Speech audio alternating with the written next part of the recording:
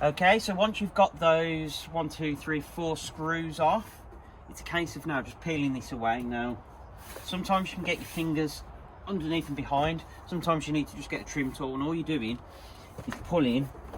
Maybe even if we pull, no, we don't want to pull on that.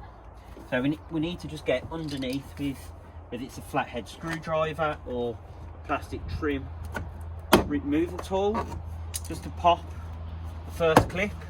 Then you can see all my screws will shoot out. I've got to take them out. There you go. That's the door card off.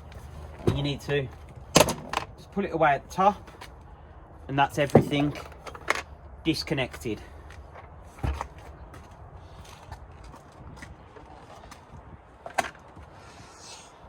So for me, I've done that so I can get to this tweeter, which actually looks, potentially you could have pulled that out, but you remove that.